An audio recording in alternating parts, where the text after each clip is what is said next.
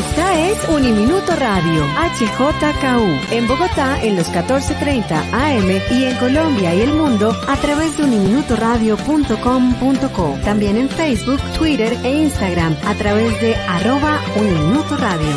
La radio universitaria está aquí.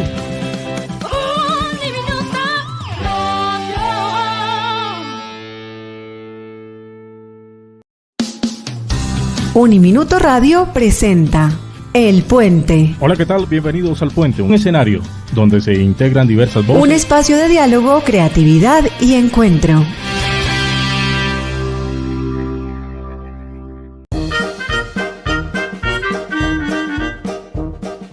Hola nerdos y nerdas, bienvenidas, bienvenidos a este cuarto episodio de nuestro podcast, en el que vamos a hablar con estas invitadas maravillosas sobre la historia de la abolición de la esclavitud, pero una historia diferente a la que nos han contado. Empiezo por darle la palabra a Enis, que nos cuente un poco, nos acompaña Afrocaribu, su trabajo que es maravilloso y admirable.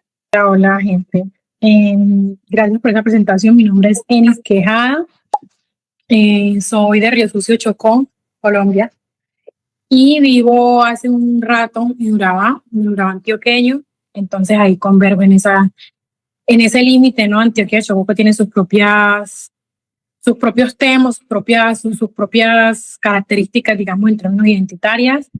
Yo soy ecóloga de zonas costeras y trabajo como investigadora etnoterritorial con consejos comunitarios negros, pero pues también, aparte de eso, del tema de la profesión, soy creadora de contenido, investigadora etnoterritorial, por ahí derecho.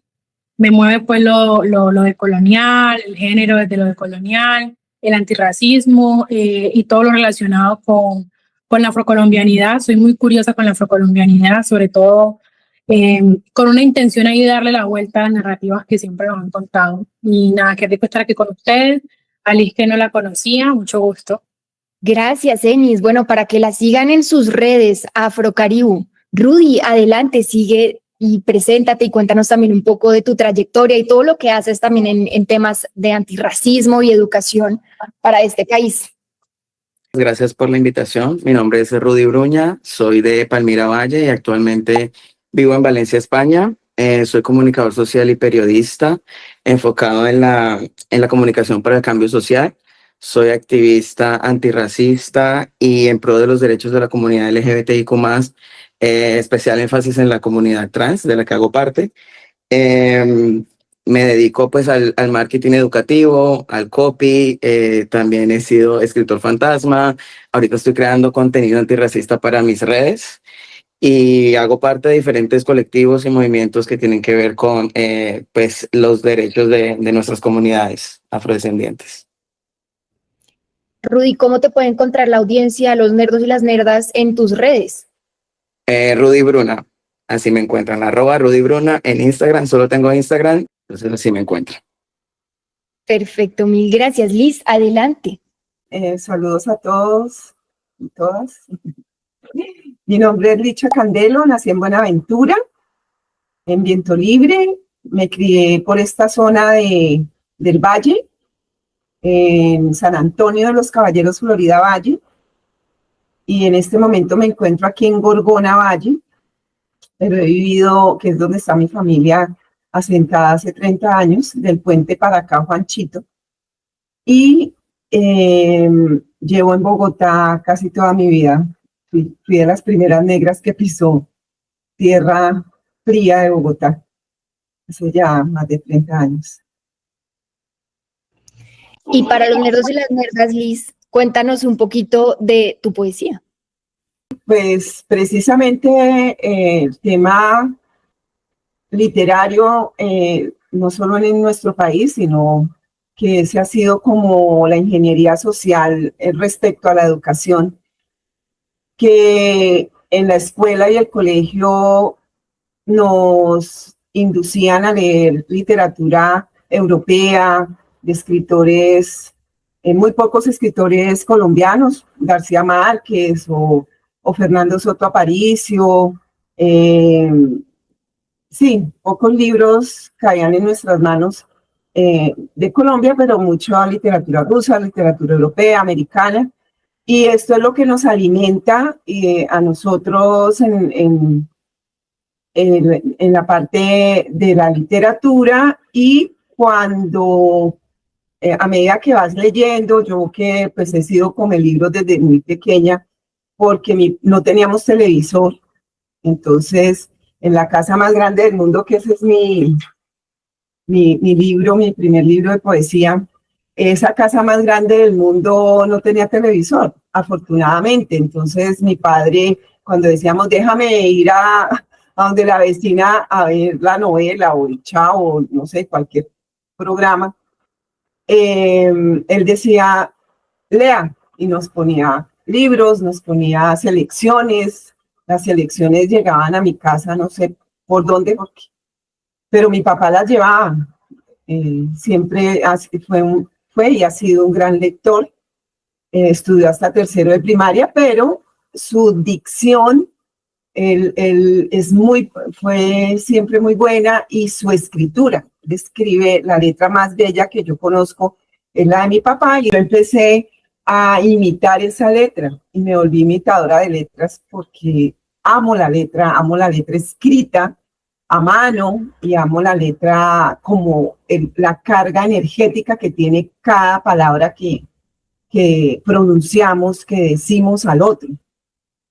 Entonces, él me puso el libro el retrato de Dorian Gray. Yo tenía 7, 8 años y fue mi primer libro, que me estructuró muchas imágenes en la cabeza, en la mente, y de ahí muchas decisiones que tomé en mi vida y muchos gustos vienen a partir de ese libro de Oscar Wilde, de irlandés.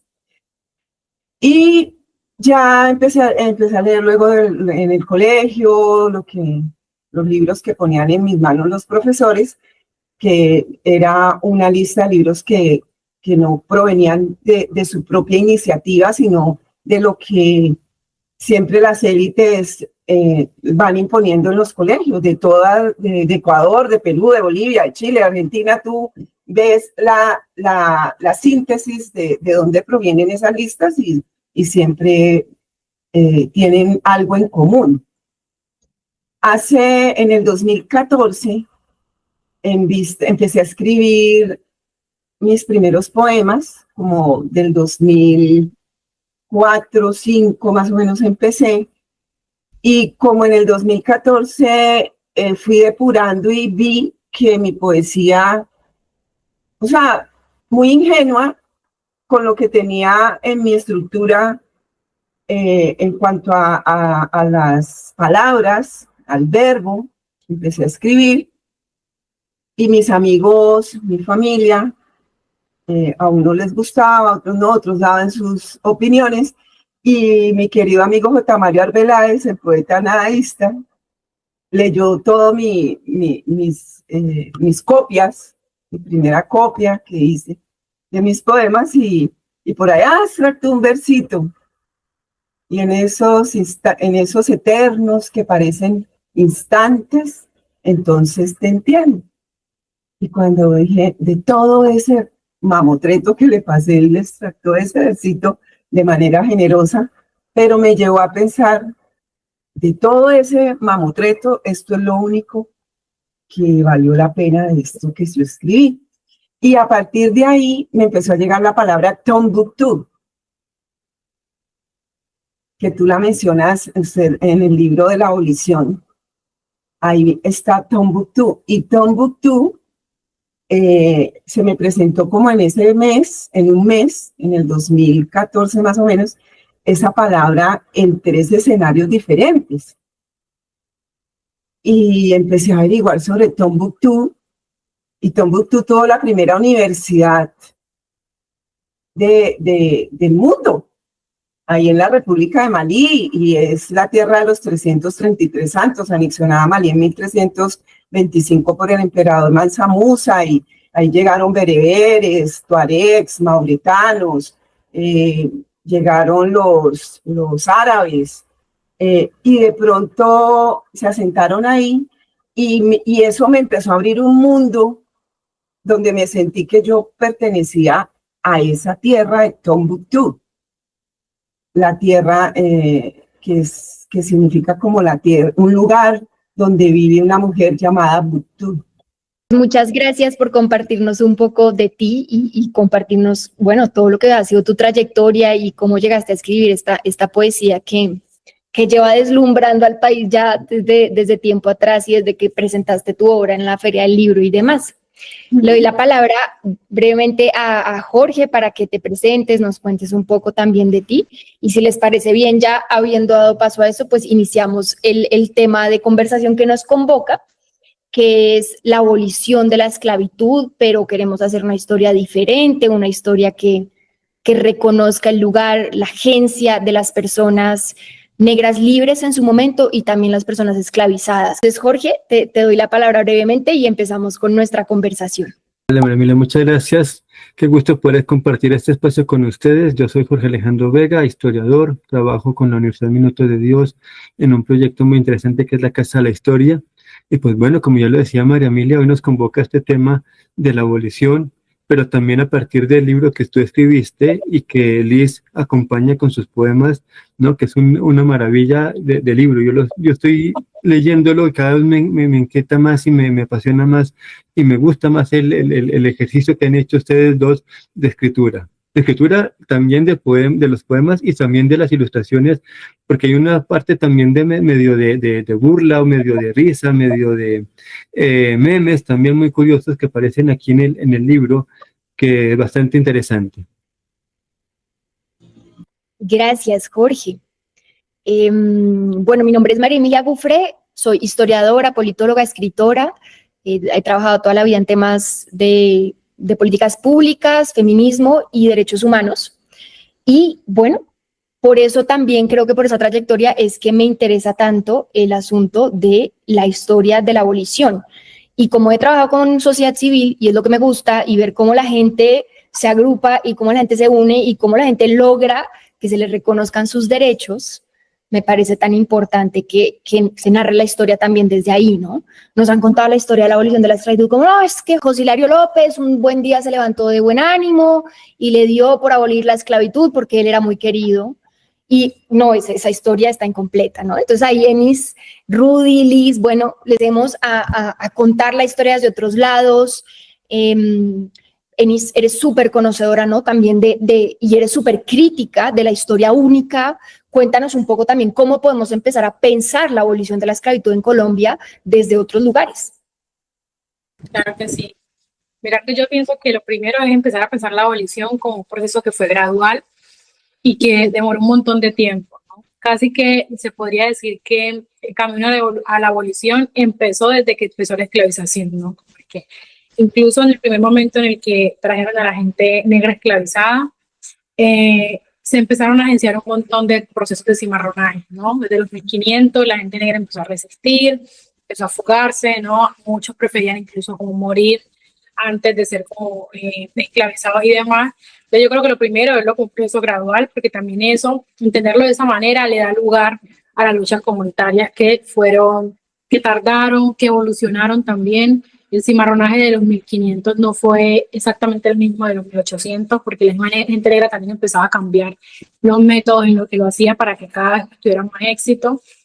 Lo otro que puede también empezar a darle la vuelta a la narrativa es empezar a entender que los héroes o los supuestos héroes de la abolición no fueron tan así, ¿sí? Sobre todo a partir de que Bolívar, incluso José Hilario, pues tuvieron unas negociaciones que, digamos, la negociación era sobre la sangre y sobre la vida de la gente negra. Entonces, por ejemplo, Bolívar, pues, que negoció con gente esclavizada y con gente que no estaba esclavizada, que también obviamente eso borra un montón la narrativa única de que toda la gente negra llegó solamente esclavizada.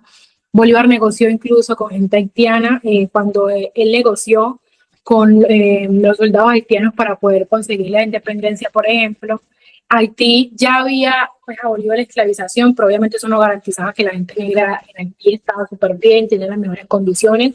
Entonces también qué posición de poder tenía Bolívar, que le brindaba la posibilidad de negociar o de proponerle otras posibilidades a la gente negra, y cómo también se cambió, porque en bien se ganó la batalla y en bien él tuvo pues como ese éxito, pero finalmente la gente negra volvió a las plantaciones 40 años más, ¿no? Yo creo que son dos puntos importantes para empezar a darle la vuelta. Entender quiénes eran los supuestos héroes y entender que la abolición no fue rápida, ¿no? Que demoró y que fue un proceso que se fue dando, sobre todo a partir de la presión comunitaria de la gente que estaba en esa posición. Me encanta, absolutamente cierto. Ahí me parece muy importante recoger esos dos puntos que mencionas. En particular, no fue de la noche a la mañana, ¿sí? No fue de la noche a la mañana. A mí me incomoda mucho esta historia que se cuenta un poco como reivindicando el Partido Liberal y diciendo, no, el Partido Liberal y las élites liberales fueron las que acabaron con la esclavitud en Colombia. No. Estos fueron siglos de presión ejercida por las comunidades negras en Colombia, muchas de las cuales iniciaron sus procesos de liberación desde el momento en el que pisaron esta tierra, que eso es otra historia que a mí me impresiona cómo la gente en Colombia no la conoce, ¿sí? Todo el proceso de cimarronaje, de la consolidación de palenques, que pues ahorita ya les daré la palabra para que también nos cuenten un poco más de esto, pero hay que pensar la abolición con esa historia larga, ¿sí? Esto no fue un proyecto del Partido Liberal, esto fue el resto histórico de siglos de presión ejercida por las comunidades y por las personas esclavizadas, ¿no? Rudy, ahí si quieres complementar, contarnos también un poco cuál es tu visión de esta historia y después le damos la palabra a Jorge y a Liz. Bueno, no, estoy muy de acuerdo con lo que dice Enis, y cuando mencionas esto de los liberales, sí, que tampoco fue que ellos lo hicieran por buena gente, ¿no? Era para presionar a los conservadores. Todo fue también como por cuestiones económicas, también la presión internacional, que Haití ya fuera libre, que apoyara con tropas. Había unas presiones porque se habían hecho unas promesas, ¿no? Que no se cumplieron y que todavía no se están cumpliendo. O sea que desde que llegaron a América, las personas de África secuestradas se ha estado luchando, ¿no? Nos llegaron y nos vamos a parchar aquí y ya, y la felicidad, ¿no? O sea, se ha generado siempre una resistencia desde lo cotidiano, como empezar a trabajar más lento para ser menos productivos. O sea, desde cosas muy pequeñas estaba generando una resistencia, ¿no? Entonces, cuando en esta historia oficial, esta historia única, esta historia mal contada, pues le quita esta agencia, este poder a las comunidades negras que han logrado su libertad a pulso y que seguimos haciendo lo que podemos con las pocas herramientas y con el desinterés constante, con la falta de voluntad política, porque sí, tenemos una constitución muy bien escrita, pero a la hora de accionar no pasa nada. Lo mismo con la ley 70, súper bien escrita, pero ¿qué hemos logrado de esa ley hasta ahora? Entonces, sí, es como bajar de ese pedestal donde están los próceres, porque realmente iban por los criollos, iban por unos pocos, no iban por el resto. Éramos la carne de cañón, los primeros en las filas de los batallones, ¿no? Las batallas más peligrosas llevaban a los cuerpos negros a morir primero. Entonces, bueno, eso era como para complementar lo que había dicho Enis. Muchas gracias, Rudy, Jorge y Liz. No sé si quieran complementar y dar también sus opiniones frente a esta historia. De acuerdo con lo que han dicho Enis y Rudy, la verdad es que es un proceso largo. Tú también lo comentabas, no es una historia que empezó de un momento a otro y ya llegamos a la libertad de los esclavos. Y creo que hay una frase muy bonita en la primera parte del libro que dice: la historia inicia con la gente del común y las diferentes acciones que llevaron a cabo para que sus derechos fueran reconocidos. Eso está en la primera página del libro, ¿no? Y creo que es así. Hay un proceso de reivindicación de derechos que fue largo, que fue complejo, que no fue de la noche a la mañana, que no fue que el expresidente José Gregorio López se levantara de buen ánimo y fuera un hombre caritativo y dijera, ya, firmemos el decreto y ya está la ley. A Bolívar también le pasó. La primera petición que le hizo Pietó para darle armas y darle equipo, porque ni siquiera le dio hombres, sino fue equipo y municiones y alimentos, fue: usted tiene que libertar a los esclavos en el territorio de la Nueva Granada. Cosa que no se pudo hacer. Además, porque reconocemos también que Bolívar era de una familia esclavista, ¿sí? Cultivos de azúcar, cultivos de cacao que tenían ellos, ¿no?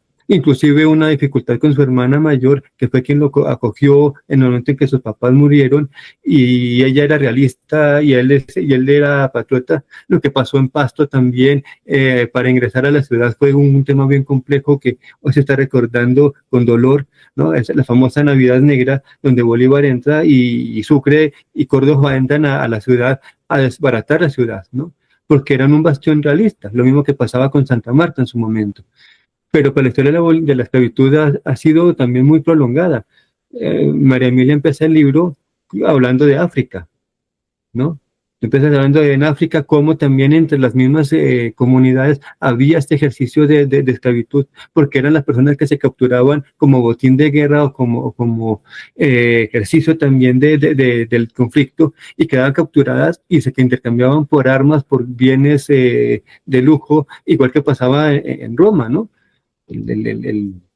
El padre de familia decidía cómo iba a ser la vida de su hijo o de su hija, si lo aceptaba o si lo rechazaba, ¿no?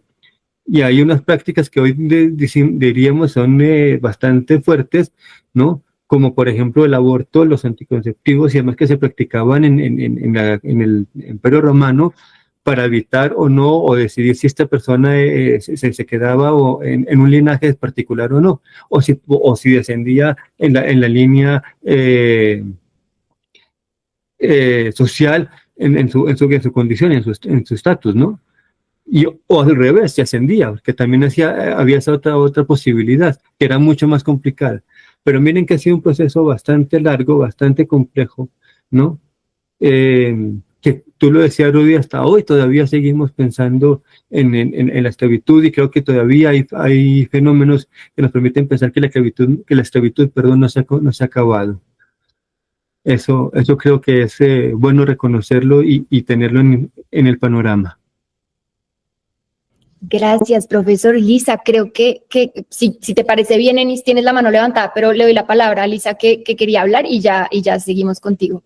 Respecto a lo que dice Jorge de que la esclavitud no ha acabado, bueno, aquí yo he sacado para tener en cuenta que hay una diferencia entre esclavitud y esclavización. Esclavitud es el acto individual de ser esclavo, y esclavización es todo ese proceso que llevó a que fuéramos esclavizados. Entonces, las leyes, el hecho de que hayan ido europeos hasta África y todo, porque hay una planificación, hay una ingeniería social que maneja, no es que tomaron la decisión de, allá en África hay unos negros que trabajan y que pueden reemplazarnos a 4 indígenas y vamos hasta allá. No, ellos planifican, y cada 50 años, ¿qué vamos a hacer en estos próximos 50 años? Y lo vienen haciendo desde el principio de los tiempos. Y a ver, esto qué resultado nos arroja, y lo primero, la invitación es a tener en cuenta que esclavitud es el acto de ser esclavo yo como individuo, y esclavización es todo ese proceso que llevó a que todos estos negros de África fueran traídos, amarrados, maltratados y finalmente sometidos. Y sometidos y obligados a hacer trabajos forzados.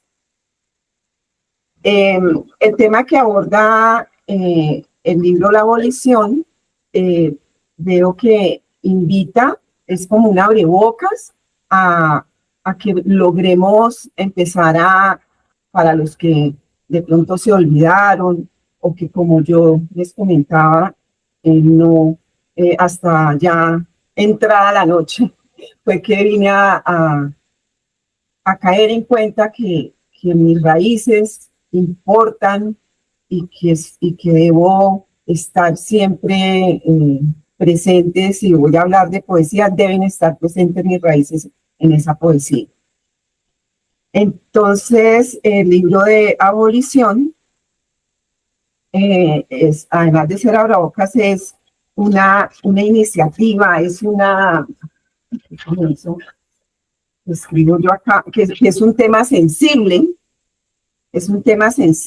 porque que lo hable una mujer como María Emilia, una joven que tiene una piel blanca y ella de pronto en otras vidas fue negra y ahora vino a hacer esta labor, y es su propósito de que personas que de pronto nunca se pensaron en este tipo de temas, a través de María Emilia y todo el grupo de nerds de la historia que van ingresando, empiecen a tener un poco de sensibilidad y a tener empatía con los seres que también vinimos, nos postulamos. Eso no es que vamos a ser víctimas, porque ahí está el problema, seguir nosotros como negros sintiéndonos víctimas y seguir revictimizándonos.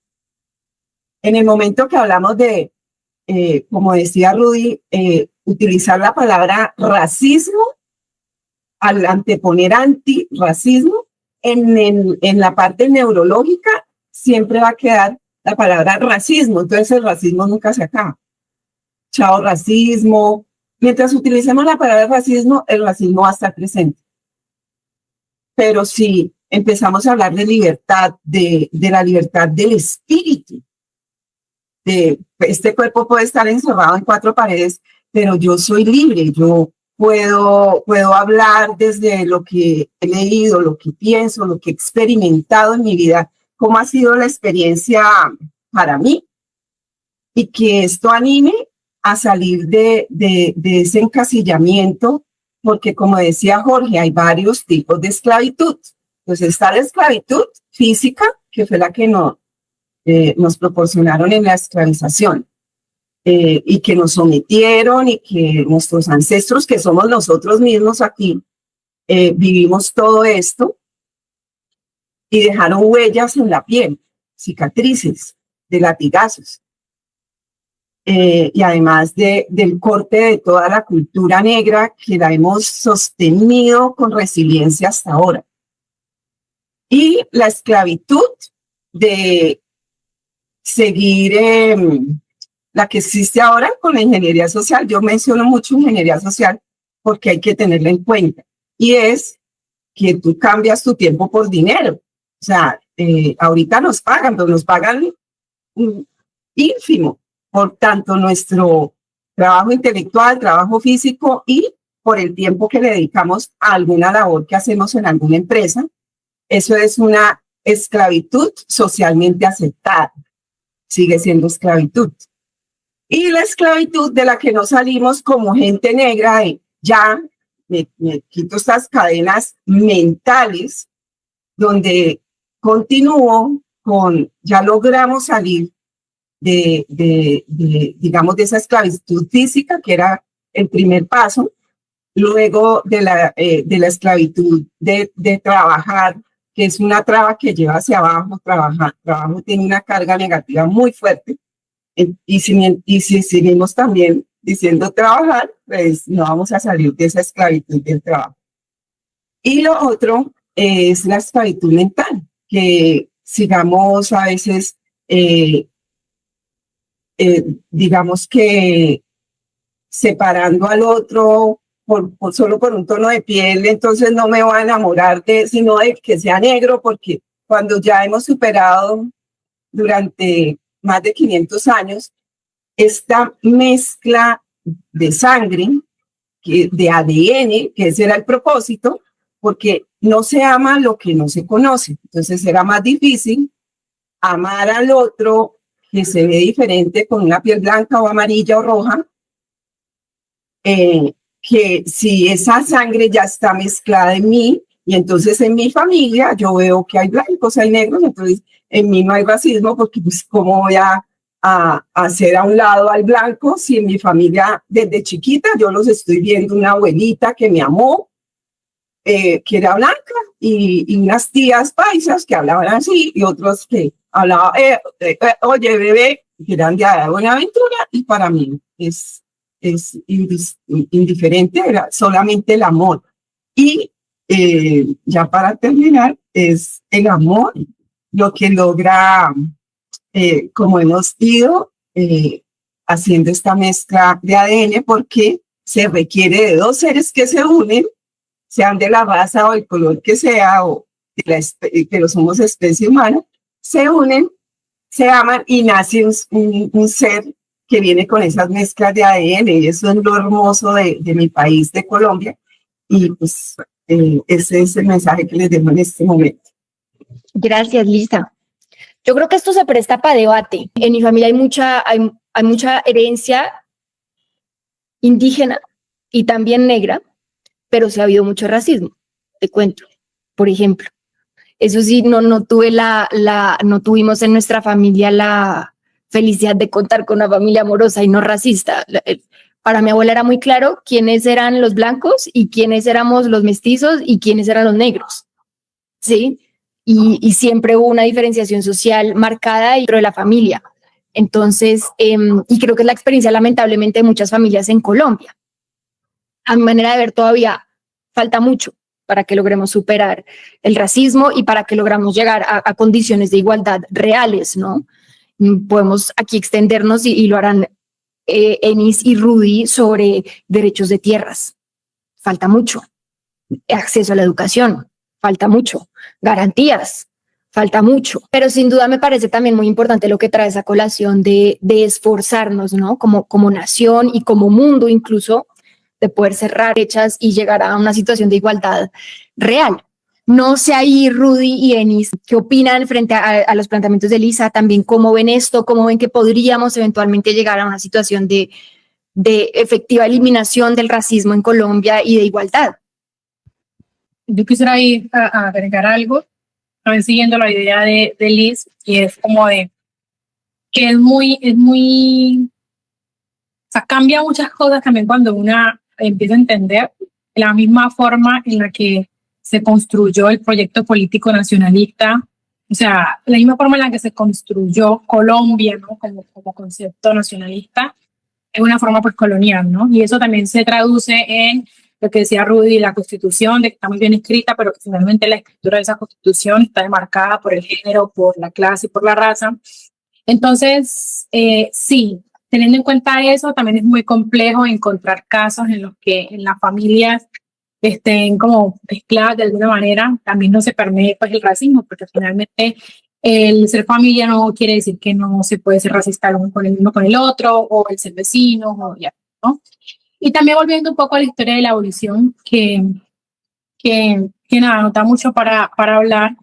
Yo siempre me paro sobre eso de la dualidad que se formó como tiempos, por ahí ponerle unos 50 años antes de la abolición, en la que había ese tiraquejal, entonces habían dos partidos políticos que ahora lo entendemos como partidos políticos, pero finalmente yo siento que es la dualidad que todavía condiciona el país en términos políticos, ¿no? Y en términos de democracia, que tampoco existe, ¿no?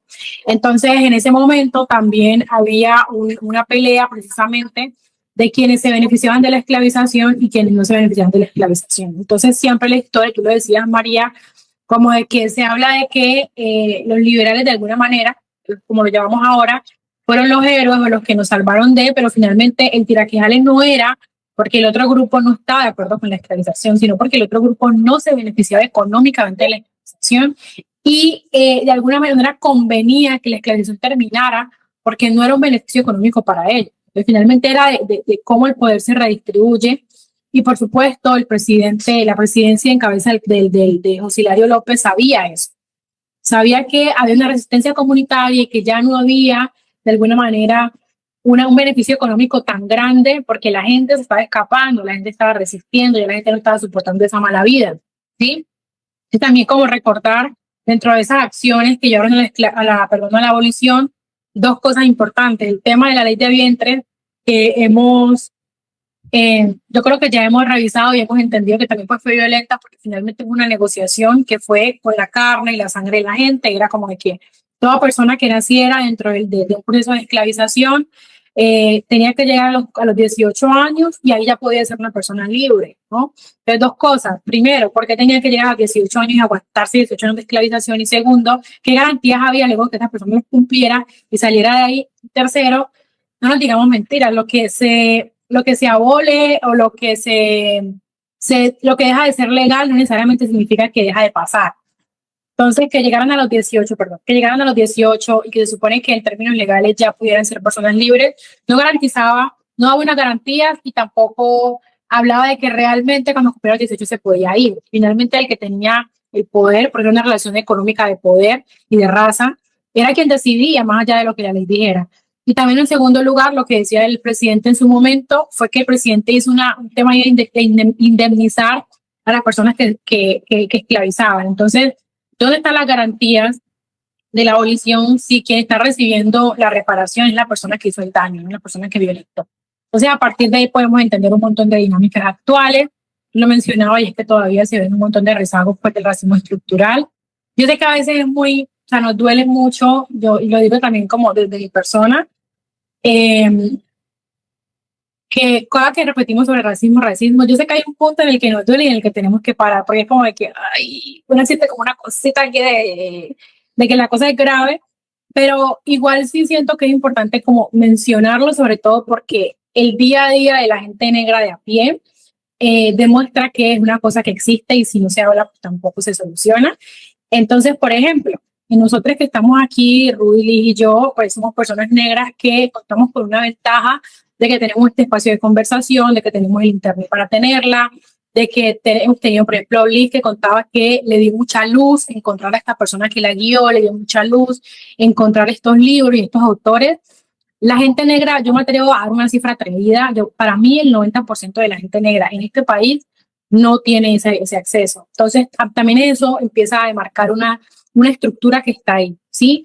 En mi caso, por ejemplo, yo estoy hablando de antirracismo y de lo que sea, pero digamos, yo ahorita vivo en Carepa, que es un municipio que está más o menos mejor que el municipio donde yo vengo, pero cada fin de semana que yo voy a visitar a mi familia, yo me encuentro de frente, así chocante, con el racismo estructural. Entonces es muy difícil no mencionarlo, no narrarlo, cuando finalmente la carne mía lo siente todos los días, ¿no? Cuando una se para frente a una cámara, habla de racismo, pero finalmente se va donde uno a comprar algo y le dicen alguna vaina o pasa alguna cosa. Entonces sigue estando ahí y creo que hacer de cuenta que no existe también de pronto no nos va a sacar del rollo, ¿sí? Y otra cosa, y qué pena que me extienda tanto, es que creo que de pronto no hemos tocado lo suficiente el tema del cimarronaje y de la formación de palenques, también entendiendo el cimarronaje como un proceso que ha evolucionado y que en algún momento se consideró solamente el cimarronaje igual a formar palenques, formar pueblo libre, pero yo creo que el cimarronaje ha evolucionado y también el antirracismo, el cimarronaje, lo que hacemos en redes ahora también es cimarronaje, porque ya no es formar un palenque, pero sí es crear un video que haga una contranarrativa, ¿no? Entonces creo que no hemos revisado lo suficiente también que se ha contado sobre los palenques en Colombia, que se conoce una historia única de que hay 2, 3, 8, 4, 5, donde se reconoce, por ejemplo, el de Matuna, el de Córdoba, el de Bencos. Ya por ahí he escuchado que algunas personas ya hablan del de Tadó, ¿no? También porque un tema obligatorio que ha tocado hablar, pero que finalmente en Colombia han habido un montón de palenques, en cada departamento hay un montón de lugares que cumplen con las condiciones de palenque, particularmente yo en mi ejercicio de ecología, que me ha tocado pues moverme mucho por el Caribe y el Pacífico en términos pues de mar, ¿no? Por mi profesión.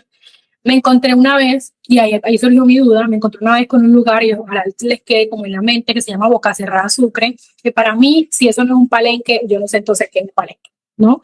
Entonces como que uno empieza también a ver y a entender que hay muchos otros lugares que cumplen en cómo se formaron, en cómo se han dado los procesos, ¿no?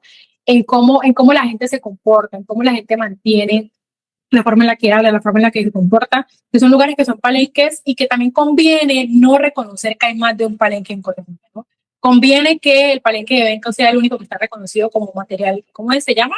Como material de la sociedad, no me acuerdo cómo se llama ese reconocimiento, pero conviene que sea el único que pone lo negro en términos homogéneos, ¿no? Entonces, súper importante entender que hubieron muchos palenques, que la abolición se dio por un proceso de cimarronaje, sobre todo, en términos económicos y políticos, a la gente que esclavizaba, los esclavistas no les convenía que la gente se volara, porque entre más se volaba la gente, las cifras de ellos caían, había menos mano de obra, había menos posibilidades de reproducción, porque para ellos las mujeres negras no eran mujeres, eran crías que podían dar otros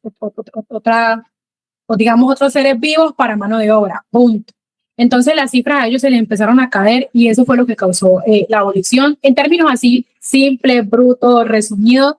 La abolición se dio por un proceso de transición económica necesaria para la gente criolla esclavista, ¿no? Y ya obviamente de ahí para allá ya viene todo lo que nos queda a nosotros. Hablando de los palenques, fíjense en este mapa hace parte del libro que hicimos con Lisa, hay cientos, sí, estamos hablando de muchísimas regiones, sobre todo en esta región, pero tanto en el Caribe, o sea, todo lo que hoy en día es Antioquia, el Pacífico, desde Nariño para arriba, son regiones donde no hubo 1 o 2 o 3 palenques. Eso me parece súper importante aclararlo para la audiencia. Es muy importante esa aclaración que hace Denise, fueron muchísimos, ¿sí?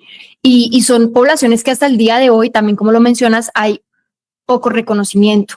Entonces, eso me parece importante. Lo otro es, a mí me preocupa mucho de la historia única y de la historia tradicional que se ha narrado en Colombia, que se le ha quitado la agencia política a las personas del común y en particular a las personas negras en Colombia. Sí, eso me parece que es como algo que no está ahí, que se ha hecho y que es supremamente preocupante y que tiene implicaciones políticas. Cómo se cuenta la historia es relevante no solamente por el cuento del pasado, sino sobre todo por el futuro.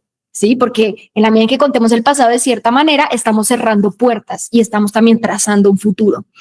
Entonces, a mí me parece muy importante hablar de estrategias, no solamente como el cimarronaje, sino Enis hablaba de lo que fue la libertad de vientres, esa ley espantosa que básicamente lo que termina haciendo es un incumplimiento de la promesa de Bolívar a las personas que participaron en la independencia, a las personas negras libres y personas negras también esclavizadas que participaron y se unieron a las tropas de Bolívar durante la guerra de independencia bajo la promesa radical de la libertad, y no se les cumple, sino que se llega a este acuerdo espantoso de la ley de vientres.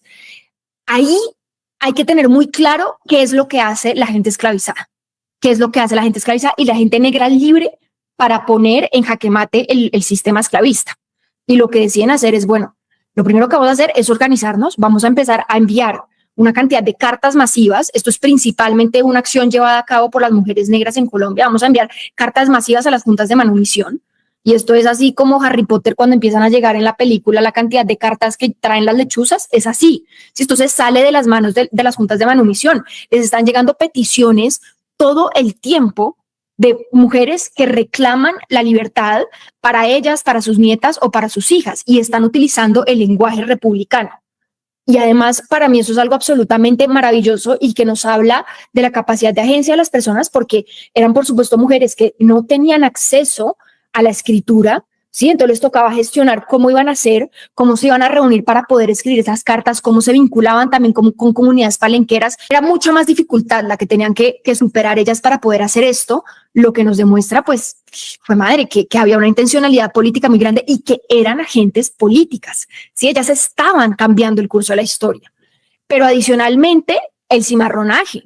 Sí, lo que tú mencionabas, Denise, mucha gente empieza a decir no más, ya no más, y también lo que mencionaba Rudy, ya no queremos esta mala vida, vamos a empezar a salir de estas condiciones, y las protestas y las fiestas cada vez que se liberaba una persona, que una persona lograba que las juntas de manumisión le garantizaran la libertad en ese periodo de 1820 a 1840. Y la última estrategia que me parece muy importante era la quema de haciendas. Sí, es que esto se estaba convirtiendo en una confrontación directa. Esto estaba poniendo al sistema esclavista realmente, pues, a temblar, ¿sí? Para estos esclavistas, pues, era como un temor permanente de nos van a quemar, comillas, los territorios, nos van a quemar el proyecto productivo, entonces tenemos que poder empezar a tramitar con las personas esclavizadas y definitivamente, pues, ya no es sostenible, ¿no? Como para mostrar también que esta historia, lo que veníamos diciendo desde un principio, no fue un cuento de las élites políticas únicamente. Jorge levantó la mano. No, complementar un poco lo que ustedes venían diciendo, es que desde el comienzo de la llegada de los esclavos a América ya empezaron a verse estos procesos de libertad. Estamos hablando de Palenque y siempre nos referimos a San Basilio de Palenque como ese centro, pero tú mostrabas el mapa y ya también lo comentaba Andy, que no solamente fue San Basilio, ¿sí? Lo que hizo dejó en este sitio no fue simplemente decir ya me liberto y me llevo a un grupo de personas, a todo, porque eso tú lo cuentas en el libro, eso también generaba que los esclavistas dijeran, mire, paremos aquí, hacemos un contrato, si usted se lleva a más gente, entonces nosotros los devolvemos a ustedes, o la quema de las haciendas, también otro proceso, pero también la fiesta, el baile. La cumbia es una forma particularmente de decirle al español, mire, nosotros también tenemos una expresión de nuestra danza, ¿sí? Que es una burla al vals suyo, ¿sí? A pesar de que tenemos los billetes, podemos bailar, ¿no?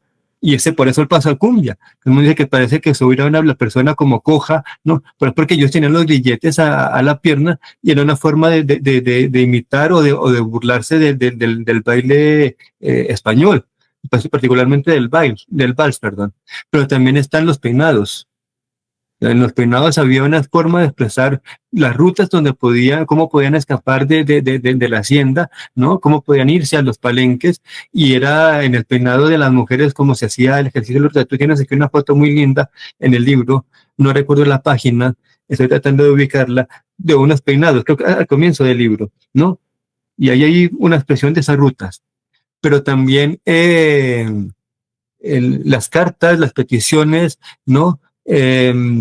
Hasta llegar hasta 1851 con el proceso de decir ya definitivamente somos una nación que está abriendo la esclavitud, que lo hicimos tarde, fuimos de los últimos países en América del Sur en hacer este ejercicio, ¿sí? Antes que Paraguay, tal vez para no quedar de último lugar, pero los países que lo hicimos tarde fuimos nosotros, y todo el proceso, ¿no? Además, creo que Bolívar tiene una deuda ahí con Pietó en ese sentido, ¿no? Con el presidente de Haití, no le cumplió la promesa. Tal vez no eran las condiciones del momento, tal vez no estaba dada la posibilidad, ¿no? A pesar que lo prometió. Y María Emilia empieza el libro con una caricatura de Bolívar que dice, vengan a mi ejército y los haré libres, ¿no? Miren, no sé si se alcanza a leer. Si vienen a mi ejército, los haré libres, ¿no? Los pueden liberar. Con las mujeres pasaba lo mismo, ¿no? En un momento se negó la participación de las mujeres en el ejército patriota y en el ejército realista. Y hay un decreto presidencial, escrito por Bolívar. Y se dan cuenta que eso no puede ser, que las mujeres quieren avanzar con los hombres, quieren acompañar a las tropas patriotas, y muchas de ellas fueron mujeres negras en diferentes regiones del país que hicieron este ejercicio también de entregar su vida por la patria. Pero no ha sido un proceso fácil y todavía lo seguimos viviendo, un proceso de segregación, de un racismo estructural y cultural, si se quiere, pero hay unas muestras todavía de resistencia de poder hoy hablar de mujeres escritoras, por ejemplo, negras o indígenas incluso, de poder hablar de mujeres que están tenemos una vicepresidente afrocolombiana.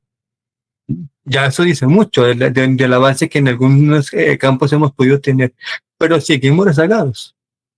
Salarios desiguales entre hombres y mujeres, una participación mucho menor en muchos campos de la mujer frente al hombre, ¿no? Y eso son cosas que el país debe empezar a fijarse más en este inicio ya de 25 años del siglo XXI, que sigamos con esos rezagos es complicado. Gracias, profesor. Rudy. Bueno, se han dicho varias cosas, así que iba como tomando apuntes de cositas que no quería que se quedaran como en el aire.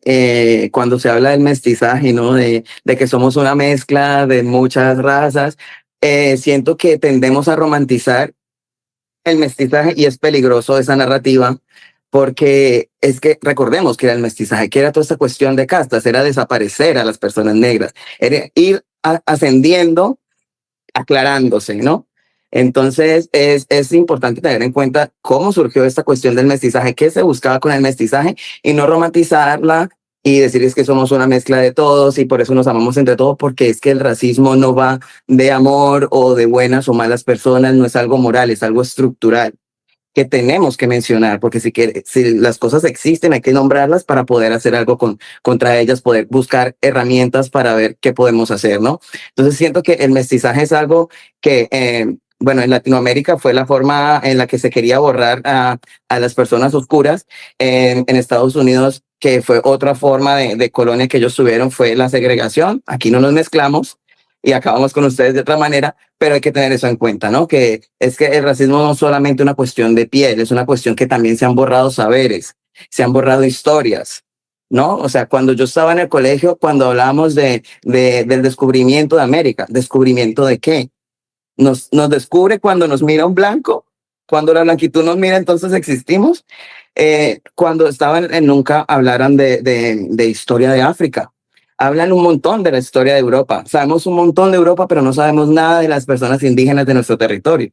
No sabemos nada de lo que pasó en África. Por aquí tengo un libro que me parece muy interesante, que se llama África no es un país, que habla de África en general, te explica cómo la dividieron con regla. Entonces me parece muy importante para entender todo esto del racismo, de la abolición, de todos esos movimientos, también ir a qué pasaba en África antes de que llegara la colonia, ¿no? Porque es que hay historia antes de que los blancos pusieran sus miradas en estos territorios. También lo que decía Enis de cimarronaje, no solamente esto de generar palenques, hay muchas formas de cimarronear. También está, ahorita escucho mucho de cimarronear el género, porque el género también es una imposición colonial, ¿no? Entonces también está este otro libro que es La invención de las mujeres, que es un libro espectacular, que te hace cuestionar esa idea de género tan binaria y ver que otras posibilidades de habitar el mundo existen. También está este otro entre Dios y el tiempo, que es sobre religiones y tradiciones africanas, porque también la religión que tenemos ahora ha sido impuesta, ¿no? Nos llegaron con una cruz y nos llevaron el oro. Entonces, hay muchas opciones en el mundo es muy grande y seguimos empeñados en fijar nuestra mirada en Occidente y en cumplir las expectativas de Occidente, ¿no? Entonces quería como hacer esa acotación. No sé si algo más se me ha quedado. Bueno, lo de las narrativas y la historia única también es peligroso, ¿no? Está todo esto conectado, ¿no? Que, ¿por qué no se habla, solo se habla de San Basilio de Palenque y no se habla de los otros? Porque también es una cuestión de decir que fue una excepcionalidad. Fueron unos pocos. Por eso lo que pasa con Haití, porque Haití es tan pobre, porque está como está, es un castigo por desafiar a Occidente, que tuviera que pagarle eternamente a Francia la libertad, lo mismo que estaba pasando con la abolición, que la persona esclavizada tenía que pagar su libertad. O sea, eso no tiene sentido. No tiene sentido en los cuerpos blancos, porque en los cuerpos marrones, racializados, negros, ese tipo de cosas se han permitido. Entonces, la invitación es esa, a cuestionar esas historias que siempre están ahí, a cuestionar de dónde venimos, pero más allá, más atrás, ¿no? Porque las raíces están ahí, nos están llamando. Yo ahorita estoy obsesionado con el afrofuturismo y el afropesimismo, que cuando digo afropesimismo la gente cree que no, no, es algo más profundo, es entender esta dinámica antinegra, en este mundo antinegro en el que estamos, negrófobo, pero también buscando cómo vamos a salir de ahí, ¿no? Pensarnos cómo serían nuestras vidas si la esclavización no hubiese pasado, si la esclavitud no hubiese pasado, ¿qué hubiese pasado con África? No imaginar otros mundos posibles. Me parece importante eso, no solo quedarnos en esta historia, sino imaginar la posibilidad, la esperanza. Por eso es importante tener otras historias. Por eso es importante saber que hay más palenques y no solamente San Basilio, que podemos hacer muchas cosas. Vamos a ir cerrando. Si te parece bien, Liz, ya igual te doy la palabra, pero les propongo para cerrar que le doy la palabra a Liz para que hagas una breve presentación y nos encantaría, si es posible, que puedas cerrar con un poema tuyo. Escucharnos a cada uno me emociona mucho. Todos los libros que acaba de pasar Rudy, ojalá nos deje la lista para comprarlos, porque esa información unida a la que tiene Enis y Jorge y María Emilia, y allá donde Rudy llegó al final es donde yo comienzo, y es imaginarnos sin nuestro mundo sin que hubiera habido esa esclavización. Y allá en ese mundo, la palabra racismo no existe. Todos somos sencillamente seres humanos, sin ser esclavizados. Hermosísima esa intervención de Rudy, gracias. Quiero decir 2 poemas, porque los tenía preparados. Lo digo con poesía. Yo soy el negro. Yo mando. Soy agua. Soy madera. Fuerte como el puente que une mis ancestros. Madera que soporta raza, coraje, aliento. Vida nueva me reemplaza. La manipolilla me desintegran. Soy tierra hecha de fuego, marea, escama, cadena. Semilla de carbón, diamante oculto por negro en hoyo de Sierra Leona. Negra entre los blancos, entre los negros, lo que respira mi piel desnuda. Puerto y arena, juntos, en un amanecer sin luna. Y este poema que les dejo, me lo inspiró Chinua Achebe, que fue el primer negro que escribió del negro desde el punto de vista de un negro. Como los negros no teníamos la escritura, no teníamos forma de dejar sentado toda nuestra historia a través de la imprenta, tenemos la oralidad, pero los que primero escribieron la historia del negro, pues la escribieron como a su acomodo, ¿cierto? Que los favoreciera. Y Chinua Achebe, de Nigeria, un escritor de Nigeria, él estudió en la Universidad de Massachusetts, escribió una trilogía. Me alegraré de mi otra muerte, La flecha del Dios y todo se desmorona. Y en este poema dejo centrado lo que es esa cultura, y con el nombre que le titulé a este poema, Me alegraré en la otra vida. Chinua Achebe. Danzando, moriré dichosa. Reemplazad lágrimas por bichi. Hostias por chontaduro. Bendiciones por currulao. Cruz por pescado. Vino sin cena es mi muerte. Recuerden mi sonrisa desgreñada, el mar en mi rostro, la samba en mi cintura, el mapalé en mis hombros, la salsa en mis trenzas, el viento en mi cabello, el currulao bajo mi falda y el mar a mis pies. Prometo confirmar si descansando en el cielo o parrandeando en el infierno es donde me encuentro. Gracias.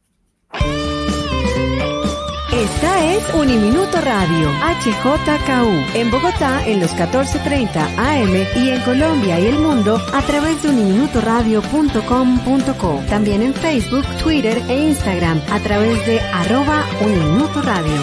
La radio universitaria está aquí.